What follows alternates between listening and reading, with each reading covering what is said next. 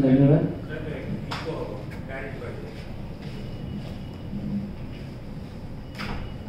धन्यवाद। आज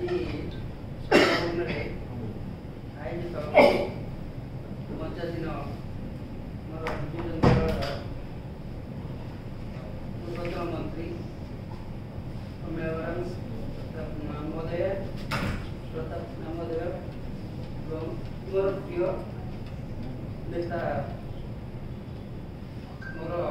नेता जी की मत ये करते मत लोक जानी लोक पाखे मैंने परिचय कराइले सी हूँ अति मोर अति क्लोज जे कि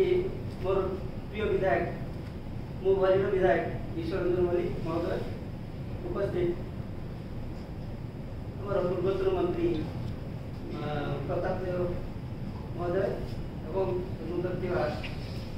ओडिशार समस्त मीडिया बंधु तो यही घर थी यही घर में अच्छी जो टे रास्ता बाबा हो जोटा कि जब सरकार चेंज है डेभलप हम मुझे 10 दिन 11 दिन हम आज जाइए 11 दिन भितर मुझे देखी कौन डेभलप हम डेभलप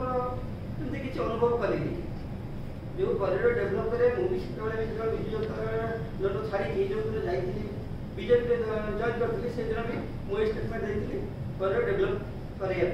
कि मुझे 10 दिन भर 11 दिन भर देखी डेभलप सेमती किसी ये ना खाली भाषण बाजी ये से जिन को अनुधान करी ना ये किसी परिवर्तन हो पार तेणुक पुनराय घर को फेरी आसि विजु जनता दल जॉइन करी।